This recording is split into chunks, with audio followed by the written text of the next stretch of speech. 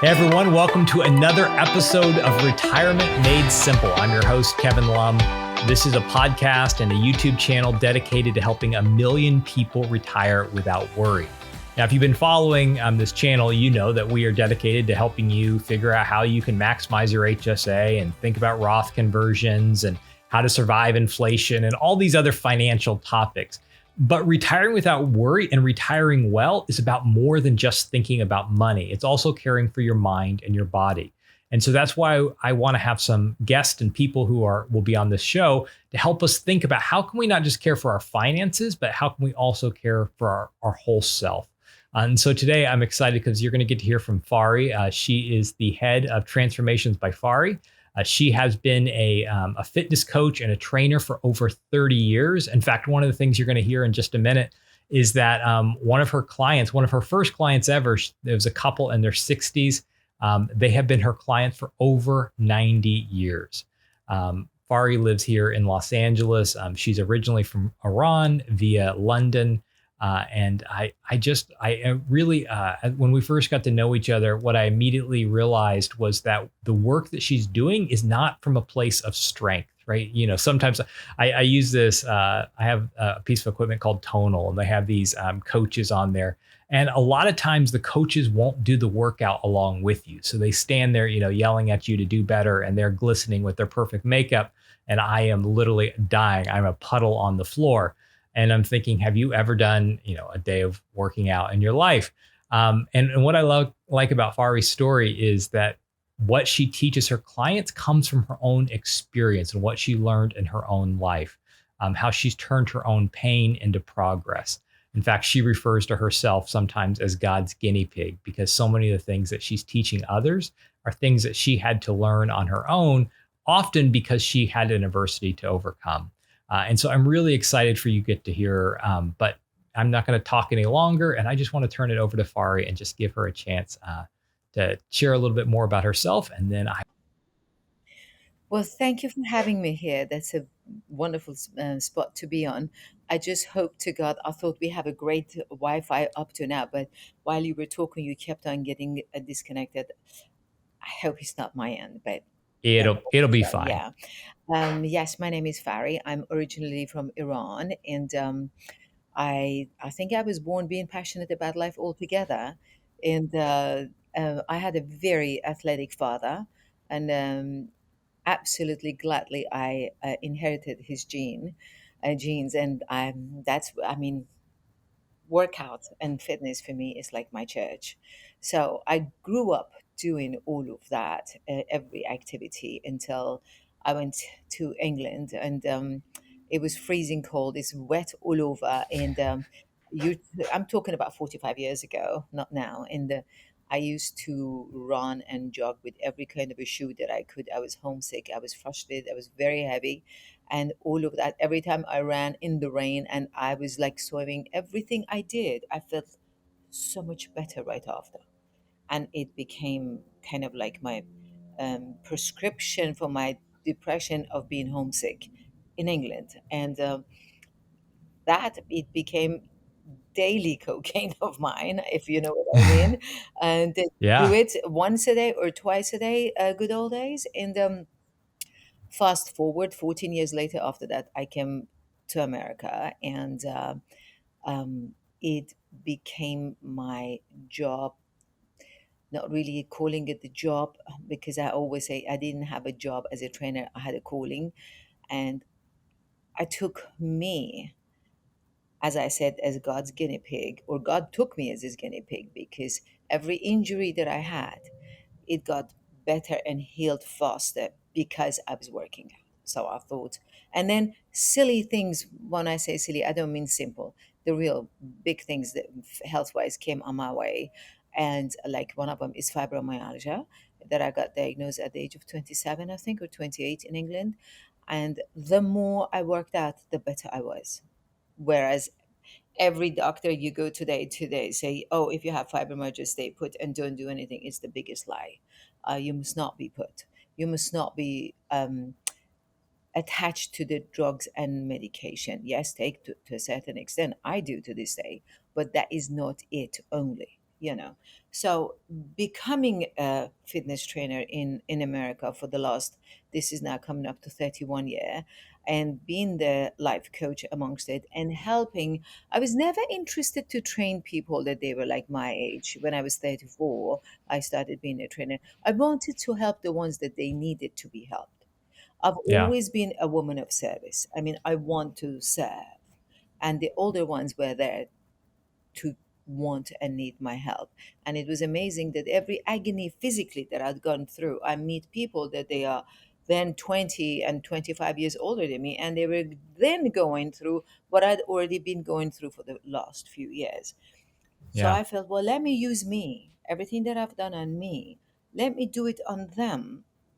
And the results were magnificent. So I had people those days, I was, I think, 30, maybe 37, something like this, that I got this couple. At that time, they were 65 and 66. They joined me as my clients, and today they're 95 and 96. Wow. And they are So literally, you've worked them almost since the beginning of your all through, fitness career or your literally, training career. That's literally. amazing. And they just got taken into memory cares and memory centers, being up in their 90s. So yes, I've had people that they've been with me for years and years, only because I didn't, I never felt it's about me. I put my client to be 1000% the center of my attention whilst I was working them out. And people want to be heard. Doesn't Yeah. matter how famous, how rich, how poor one is. I've always said that, and I strongly believe in it. People want to be heard. People want to be seen, and people want to be loved, regardless of their finances. I Yeah. was Yeah. master at giving that to them, and the only reason I gave to my attention, all of my attention to individual clients, because I never got it myself. I was never seen, I was never noticed, I was never heard. And I thought, instead of making this to become a complex for me, I'm making it into a gift, and I make it as a stool for me to stand on. And whatever I didn't get in life, I will make sure I give it to others. Yeah.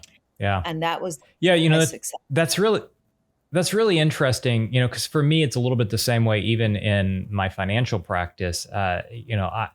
Really what drives me was that, the family I was raised in, we really never had access to great financial advisors. And so for me, one of my passions is making sure great financial advice is available to everyone, that everyone can retire without worry, no matter how much money they have. And I think that really kind of shows through in your story that you are sharing out of your abundance, offering the things to others that you weren't able to have. The one Mhm, thing I was thinking though when we first talked was that you were talking about, you would feel better after you worked out, but mhm. the question or the thing I kind of noticed is that you don't accept people's excuses lightly. So it's not always going to feel good in the moment. Um, but one of the things I realized is you really believe, and you have to. I don't know if this is the right way to say it or how you would say it. And I'll let you say it maybe better, but you have to push through the pain. Would that be accurate? Yes and no. You know, when they say no get no pain, no gain, Yeah. I've always been against that. I've always been against that. Now I push my client. I have pushed my client, but lovingly. Yeah. Yeah. And when I had the ones that they were a bit younger, like this was up to the pandemic. Like I had a client that is like, what is she, like 45 or so? And instead of saying, yeah, well, I can't do it. No, I don't want to do it. You're pushing me. When they talked into that language, then I turned it into a loving way. And what she said, I can't do it. For example, if it was a bicep curl, I made her do it on a push up position. And I said, do you feel this? And it goes, what you feel is going to get stronger Yeah. if you're ready to do the bicep. So I ended up having reasoning within the reason as I am making them do things. And when they get frustrated in one move, I move them to another one. And then I secretly bring them back to what I wanted them to do originally, Yeah. and then they can feel it, that I'm not saying, oh, it hurts, another five more. Oh, okay, come on, you can do it. I've Right. never done that. Yeah. I've never done that because it was done to me. Yeah.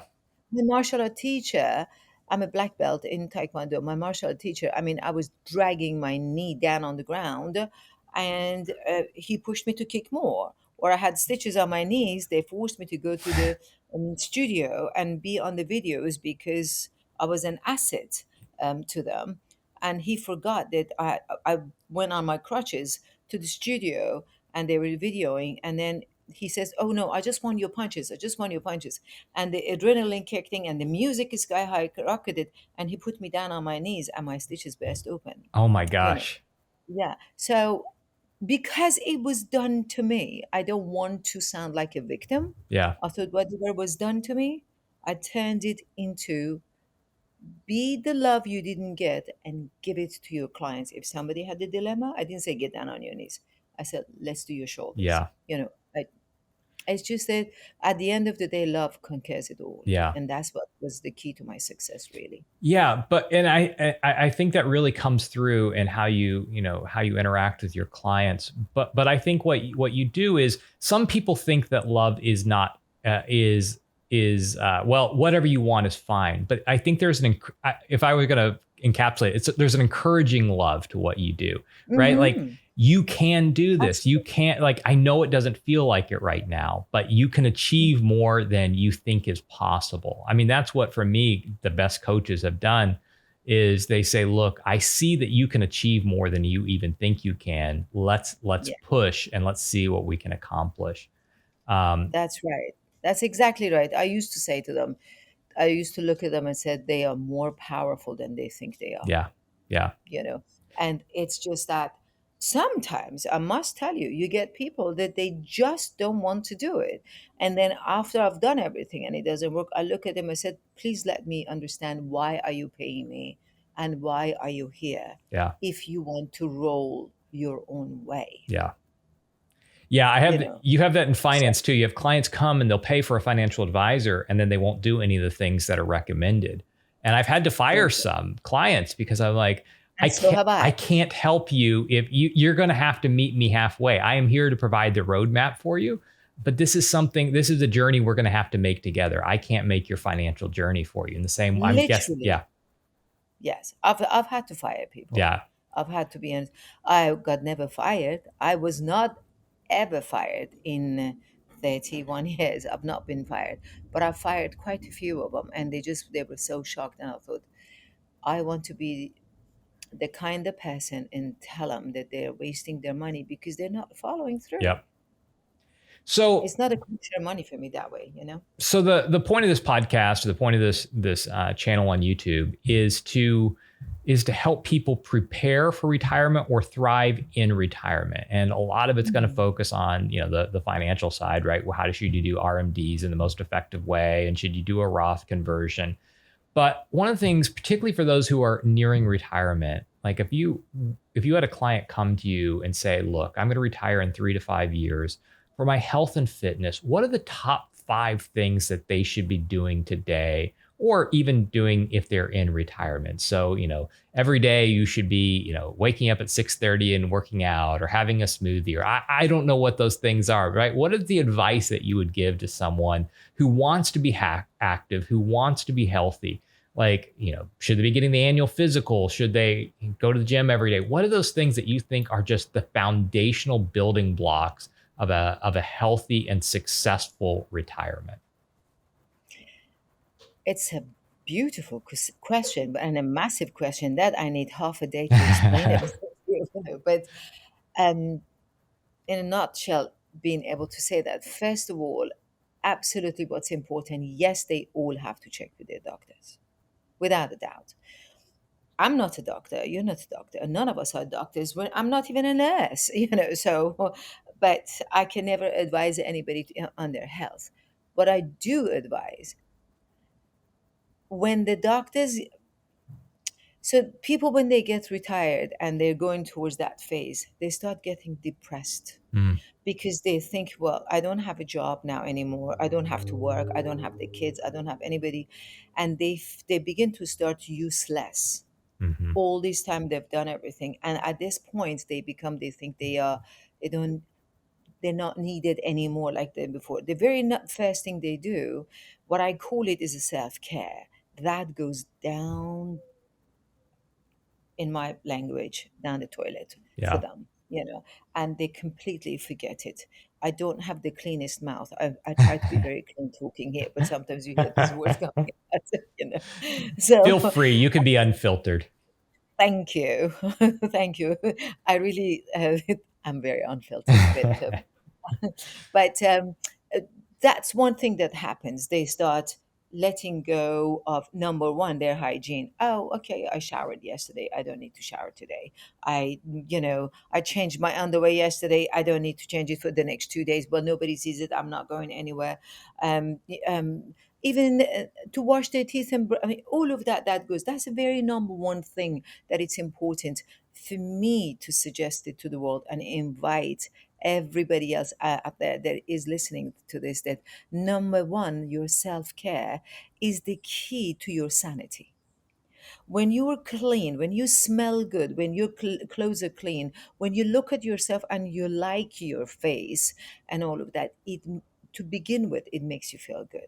So first in the morning, when you get up and you have your shower, then definitely start with a cup of a nice warm drink Mm. and just sit in for 3 or 4 minutes. And I would love to call it breathing technique or meditation. But some people, they think if you say meditation, that means you sit like this and you go for a good board. And that's not it, you know. But just sit and breathe. And then lots of time people don't like to hear the name of God, a God, which for me is massive, is my world. But universe, to the wall, to whatever is your, somebody would love their horses, their garden. So listen and just listen to whatever it is and say thank you. Hmm. Spend few minutes just to be with you in that moment. And if you can, just write down how do you want to start your day. If you live by yourself, look at the wall and say, good morning, wall. Say something positive that comes out of your mind. Open your mouth with positivity. Mm. Yeah. Yeah, that's so important that you do that. Whatever goes from our mouth, our ears will hear it and relays it back into our brain, and it's just this circle that goes on. You say negativity, it's going to be all day with you. Yep. You say positivity, you get up in the morning frustrated and like that, you're going to be like that all day. It all depends what we choose. It's all a matter of choice. That's how you start your day. Yes, listen to your doctors, but the most simplest, easiest way, cheapest way for everyone, if they say financially we don't have it, we can't go anywhere. First of all, on YouTube, today you find any kind of workout for free. So that's an excuse. You Yeah. can use that. If you have access to gym and all that, get up and go to the gym. Do something physical. The least one can do, go outside and walk. Yeah. Don't walk talking on the phone. Don't walk listening to anything. Walk with your own 2 feet, with your thoughts, with your breathing. And even if it's a short walk in the morning that starts you with you. So you're walking and you look at your legs. I'm talking about the legs because I just had 5 months ago and 3 months ago, I've had my knee replacements, both of them due to martial art. So yesterday, I went for a walk. I just thought, wow, I made 45 minutes without stopping, without sitting. And I said, we take everything for granted. Yep. But when you walk, look at your feet, feel your legs, become grateful. Learn Mm. gratefulness, learn gratitude. The best thing that lifts us all up is to have gratitude and say it out loud when you're out there, when you're driving, when you're sitting, when you're cooking. All of that matters to start your day that way, and definitely working out depending on how much one can afford. Excellent if they have access to the gym to go work out. Excellent if they can have a trainer. And if not, the most simple way, you can put your mat down in your house, go online. The most simple beginner yoga. I recommend yoga to every single soul in this world. If you can do it 3, 4 times a week, is wonderful. Continued with a walk. How inexpensive is that? Yeah. Anyone can do Also, that. Everyone has access to. all you need is a mat, Yeah. a yoga mat. That is it. You don't need anything else, and you use your body and you go from a beginner. obviously, I'll be happy to help. But if they don't want to spend any money, just go on YouTube and do it Yeah. And that's and walk in. These are the best thing. And that's kind of the amazing thing about our world now is, you can do body weight exercises, you can do yoga in your home. And if you have any sort of phone, an Android or an iPhone or a computer or anything, you can access a world of information with some of the brightest minds out there giving away free fitness tips and giving away free yoga tips. And so is there a benefit, do you think, of people going and doing yoga in a studio over and above doing it at home, or would you recommend for most people Oh, just without a doubt. Without a doubt. I have not been to any studio since the pandemic, and I crave it. But some people are loners, they are the introverts. They find it better and peaceful for them to do it on their own in their home. No problem. I'm a people person. I love to go and do it in the crowd. Now, my husband is opposite of me. He's an introvert, but when he was doing the yoga in the classes, he told me a few weeks ago that he was enjoying it. He's missing that oh, as well. I interesting. mean, he does it at home. Oh yeah, he's in a great shape. He's so good at what he's doing it, and he wasn't a yoga person at all until he met me. You know, but it's just the crowd that is just like, yes, you can eat your dinner at home for the whole 2.5 years that we've been sitting at home. But now, don't you get excited? All of them, everybody gets excited to go out to a restaurant to eat. Why? You're not eating other people's food, but you're getting the energy Yeah. that it's in that restaurant. So it's the same energy that flows in the room of a yoga room.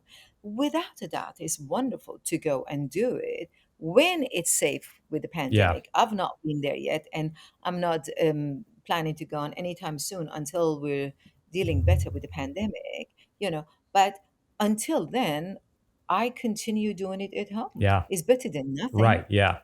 Yeah. The last time I think I was at a yoga class was actually here in LA. I think is at Moto Yoga on the West Side. And Oh yeah. but it was before the pandemic. But I remember the thing that I remember about it is that at the end it's a hot yoga or mid. It wasn't like an overly hot. I think it's like a mid warm yoga. I'm not sure if that's a thing, but so you're sweating and you've had a really it was pretty intense workout, and then at the end they turn the air conditioning on and you're in shavasana, so you're there kind of just this cool air is coming over you, and then the yoga instructor begins singing. And because it's LA, of course, she was phenomenal, and it was just an incredible experience. You have this like you're so warm, and you have this just cool breeze. I don't know even know if it was air; it may just been a fan, but you had a cool breeze, and then this just lovely voice singing something really peaceful, and it was an incredible experience that I don't get in the same way when I'm in my living room doing yoga on YouTube. But I'm like you, just if there's a place where it seems the pandemic might spread or where COVID might Mhm. spread, it's in a enclosed room where people can't.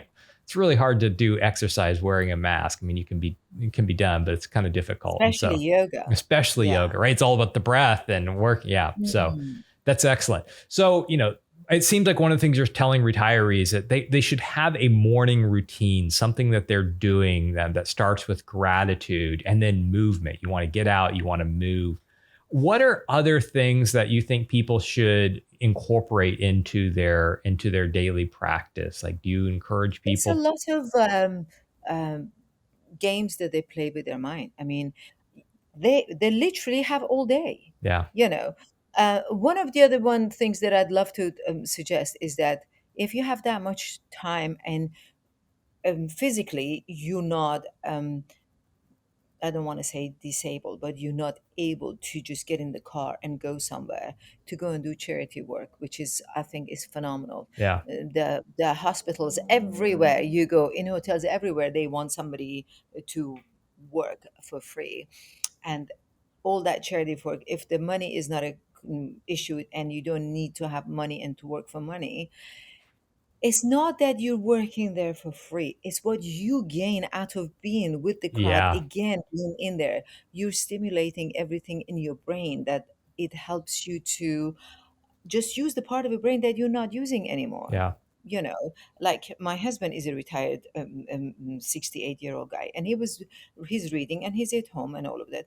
But he's been helping the lady that is blind, and she has no idea what to do with the computer.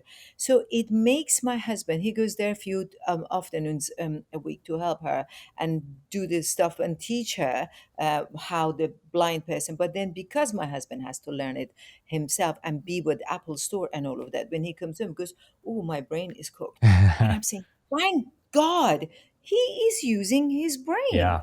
How fabulous. How much is that helping for us not to become forgetful so quickly, because Yeah. you're stimulating every part of your brain. And on the other hand, the games, there is so much of a backgammon, writing, chess, mahjong, which I went one time and I wanted to pull my hair out. I just too much of an ADHD to just sit and do that. Yeah. But the group, like some people, they call it book club. The other, what we are doing it is call it book reading. Things that it makes you focus. It makes you just not just be physical. This kind of a thing that you can do in the afternoon and have gatherings around, even if it's in the middle of a park. Initiate. I go on reels, and I always on occasions I say, like, if it's Thanksgiving and you don't have anybody to come around, or 4th of July nobody invites you, you start inviting. Yeah. You call people, say, come with your sandwiches, come with it, let's meet in a park, well, let's meet somewhere, let's go by the ocean, whatever is available to where you live, and become that foundation. Put people together. You don't need 900 people, you only want to have it one or two people, Yeah. and make your little gatherings that your home doesn't feel empty for you, Yeah. that you would have plans to do what you do. And that's what one of the thing that the health and a wellness coach does, that we, according to the need of the individual, we make plans on how they can keep themselves busy in the afternoon, 7 days a Yeah. week. Because what if they don't have like, I have no children, so obviously I won't have any grandchildren. So how do I, and a person like me that is no, has no children, and the husband is there or not, do they fill up their day? Yeah. So it's a lot that can be done, but they need to see what is, even just sit and write. Look at the outside. One afternoon is your writing there. One Yeah. after you, if you've never painted, start drawing, painting. It's so much to do. Yeah. Do a cooking show, start something, call people. I want to experiment this dish, that dish, and have people around you and learn that just sitting and smoking and drinking is not a self Yeah. care. That's a self damage. Yeah. Yeah, it seems that what, sometimes people are like, oh, I know I need to be active, right? I need to be moving my body or whatever. But Oh, both we got exercising your frozen. brain, it seems like you're saying, is really important, but also I lost you. exercising your social muscle, being with people. I'm really influenced by the work of a professor from the University of Pennsylvania, Marty Seligman, and he came up with this idea of PERMA, and he was really building on Abraham Maslow's idea of hierarchy of needs. And he talked about, like, what are the things that people need in life to thrive. And one of the things that people need is they need something bigger than themselves to be a part of, and they need to do that with other people, right? They need a challenge, but a challenge that they do with others to really help have real fulfillment in life. And so it really seems like what you're saying for your clients is, there needs to be that physical piece, right? You need to keep your body moving. You also need to keep your Mhm. brain exercised, but you also need relationships. And if there aren't relationships, sometimes it's hard, particularly when you're not around people much, you're not going to the office, and if you don't have grandkids or whatever, and Mhm. you have to be the one to invite people. You've got to be that Absolutely. spark, because it's easy sometimes to think like, well, why has no one invited me? In fact, I was talking to someone the other day, and they said, I want to hang out with people, but no one's inviting me over. And I'm like, well, have you invited anyone? And That's exactly yeah, what I say. What, as I just used everything that I didn't get in life, that's how I invite everyone. yeah, Become whatever was never given to you or you didn't get it. If you're not getting invited, be the source, become the source, and start inviting people. Remind people that this is the way to do it. Instead, I don't want to say teach people, I say remind people Yeah. this is the way of being. This is the way to, I invite you this time and I invite you next time. But third time, maybe you would ask me out. Yeah. But bring it to people's attention by becoming it. Yeah. Yeah, and because I think it is a often, I think actually Los Angeles is often a hard city for people to connect and meet people. It's a very car oriented city, as opposed to like That's if you're right. living in Manhattan or someplace where you have to like interact with people because you're walking on the street. It's really easy in LA to go for a long time without seeing anyone, and so I That's run into true. a lot of people who kind of have this feeling of lacking community.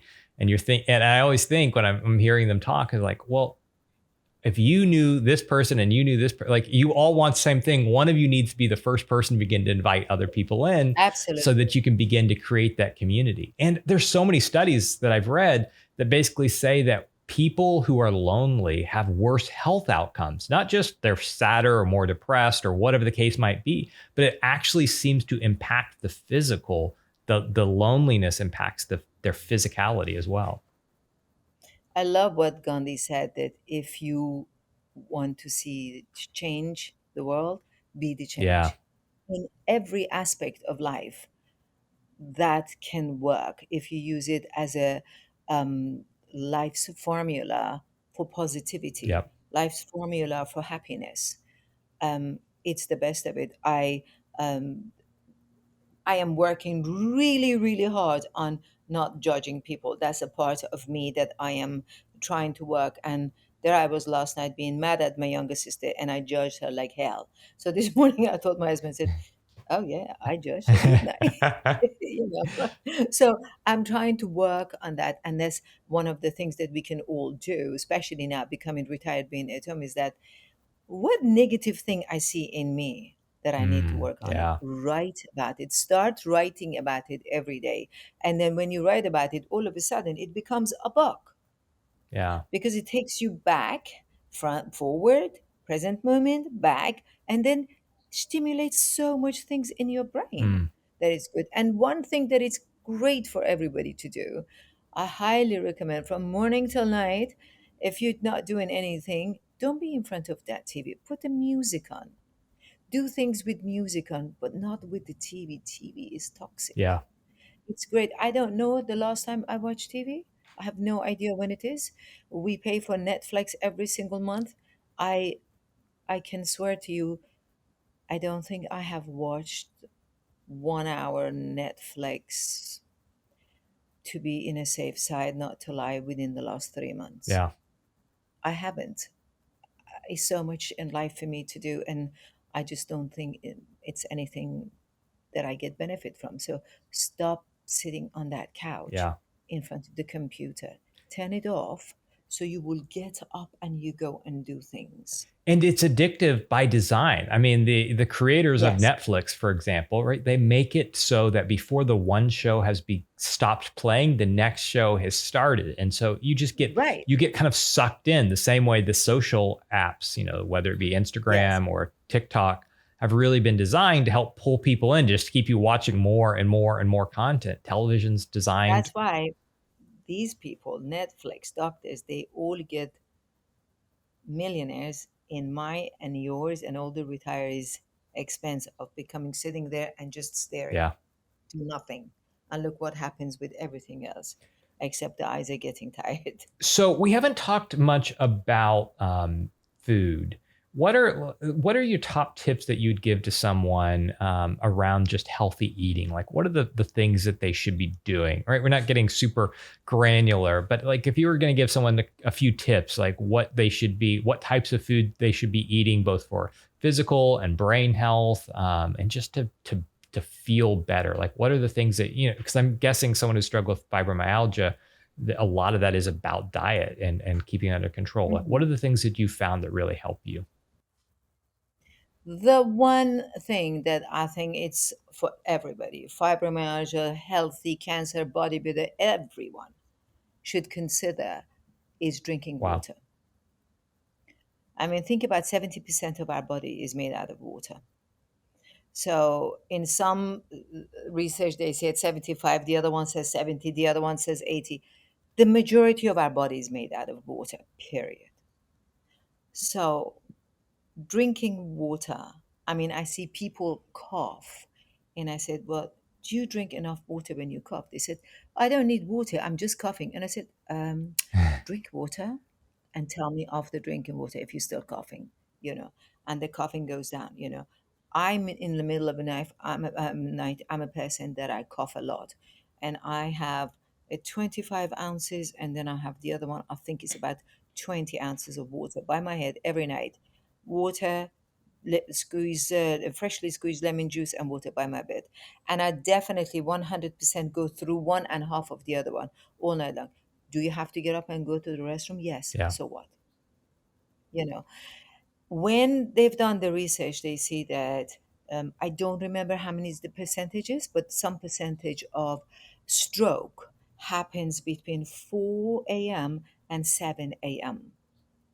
And is the lack of the fluid in them that it Oh, works for so long. interesting. And they said when you drink water all night, it's better to get up and go to the bathroom 2 3 nights a night than not getting up and finding yourself in the hospital because you had Right. stroke, don't you Yeah. think? Oh, that's interesting. You know, and drinking is amazing, and they always, I mean, they the science all the time changes and wants to argue over how much water one should take, but the reality of is per 10 pounds of our body we need 8 ounces of water. So if you weigh 150 pounds, you need 15 glasses of 8 ounces water throughout the 24 I hours. haven't heard that formula But before. who Yeah, does that's it? interesting. And yeah, Check it out. Yes, check it out. And they're trying to change it. They're trying to argue about it. But when they're arguing about it, they're risking people's lives and yeah, people's health. You know.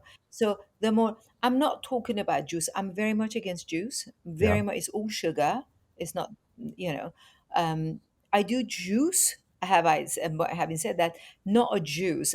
The pulp and all the greens, like all Yeah. the celery and all the Like cilantro and the everything fiber, is you're getting in the it. fiber too. You're not extracting just the juice. You're putting it all Everything together, in like it. blending it up and drinking it. Yeah.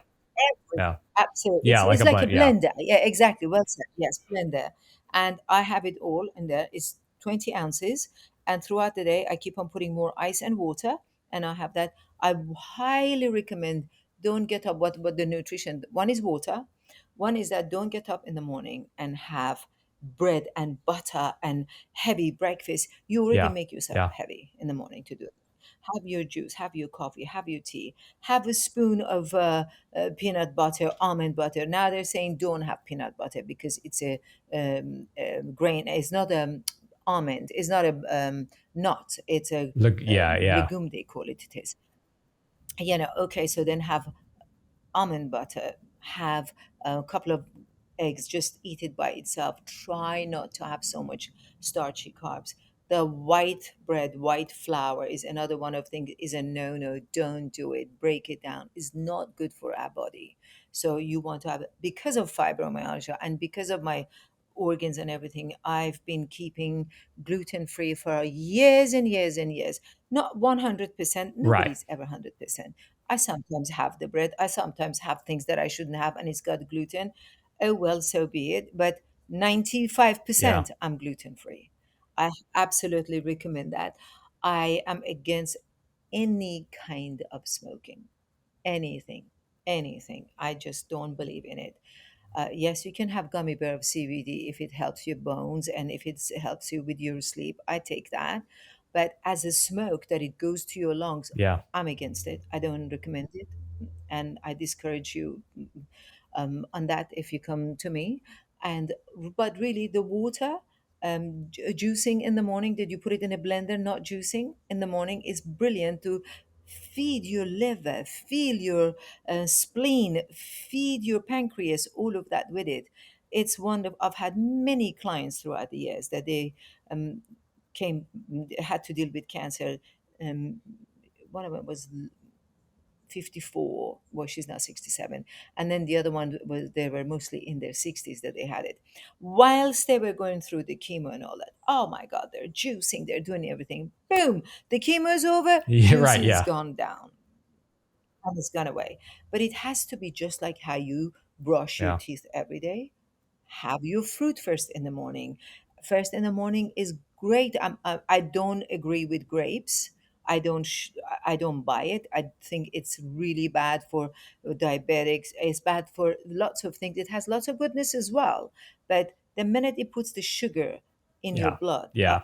in our day and age, I Yeah. think it should be stopped. You know, but it's so much that you can do first in the morning that way, and the juicing and the water and as much greens you can put with whatever you eat, and staying away from white flour, staying away from any kind of drinks. Diet drinks are more dangerous and they're worse than the actual drink. If you want to have a 5 ounces of a, I don't like to name any of these drinks because I hate them. I don't want to advertise for them. Sugar But water, any of your those favorite drinks you sugar want to water. have, you sugar water, thank you. Sugar water, you want to have that. And then you're going to go and have that one, but diet Yeah. one, go have the Yeah. real one. That's something I don't think enough people Because talk what about makes it diet, is no, they don't, yeah. because they don't Yeah. know. And that lack of knowledge is that, because what makes that drink diet is the carcinogen in it, which is Yeah. the cancer cell. So what are we all, everybody has cancer cell in their bodies until it goes in a negative way and starts getting active, so it becomes Yeah. cancerous, right? So with what we put in our body, what do we want to do? Feed the cancer Yeah. cell to kill us, or Yeah. fight the cancer cell? you know and all of that matters with what really goes to our mouth. And if you like to have your wine, if you like, I'm a tequila lover, I'm not gonna lie. And I have it a couple of times a week, not a Right. bottle in one go, Yeah. a shot or two at the most. And when you have that, drink water. If you want to have your wine, however much wine you drink at that night, equivalent to your glass of wine, you want to have a Yeah. glass of Yeah. water. That's good. I was listening to this professor was saying, per each sip of wine, have a glass of water. I said, I don't think that's going to happen. but glass of water for a glass of wine Yeah. is more Yeah. acceptable. But stay away from all that sugary mixture that they make it into be a margarita, make it to be a whatever martini, all that sugar stuff. Yeah, You my don't need go-to it. drink now, if I'm going to get something when I'm out, is something called ranch water, which is just a shot of tequila, lime, and seltzer water. That's all that's in it. There's nothing else So added. that's You it. still get the refreshment. It almost feels like you're having a margarita or something, but there's no extra added sugar or whatever it might be. Yeah, That yeah, is our drink. Absolutely. We squeeze. One of the wonderful things that as we're all aging, everyone should have it. They don't talk about it. It's the squeezed fresh lemon juice. I used to bottle it and put it in the refrigerator, but because I was going to the gym, so I wasn't at home, it would stay there for 2 months and I was drinking it and it never went back. But now that we're at home, between my husband and I, we probably juice about, I'd say about 20 lemons a week. huh? And we put it in big bottles. It's in the refrigerator. We mix it with our water and we drink it. And they never talk about in this country, sadly, the power of lemon in our water, how it prevents the kidney and bladder stone. And again, when my husband started with he was young. This was happening like when he was 65. Started building kidney stones, and he had the surgery right beginning of the pandemic. And his doctor said, "Look, keep on drinking because his kidneys building." And he had another one like a few months ago, and they said it's just is a kind that it builds Hmm. and builds stone. So have that in the water. There are so many little things naturally we can do that keeps us away from going having to go and see the nephrologist, which is the kidney doctor. Yeah, To go this and that and that and that, and stopping the cholesterol to go up, how much you shouldn't eat red meat, how much you should stay away from pork.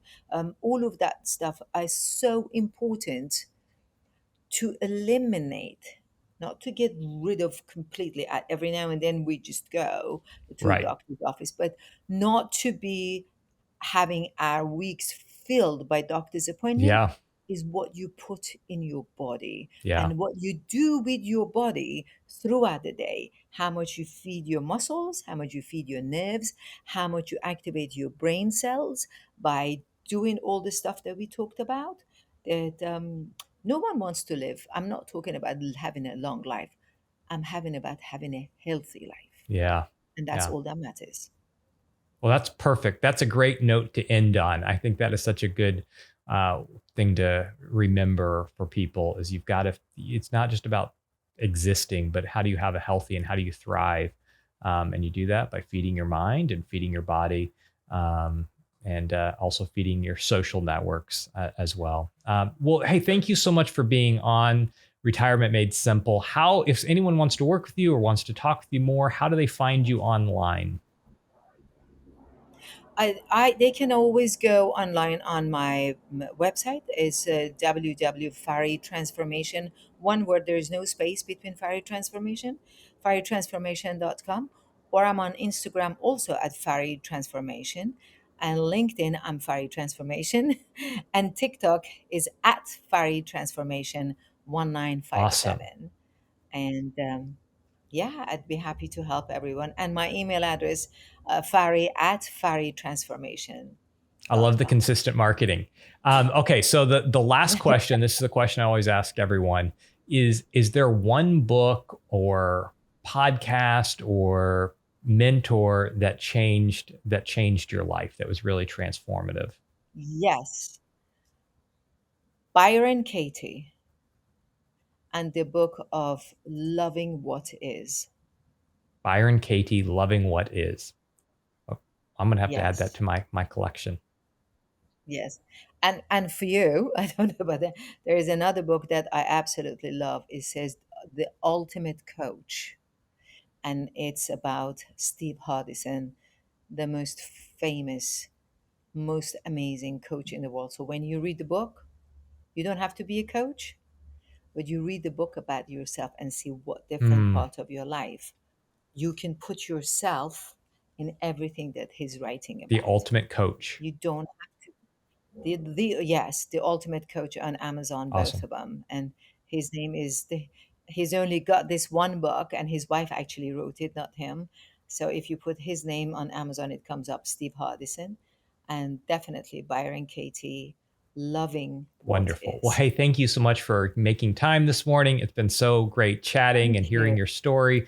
And it's just such great advice. And so I hope people reach out to you, and I look forward to staying in touch. Thank you so much. Thank you very much for having me. Have a good one.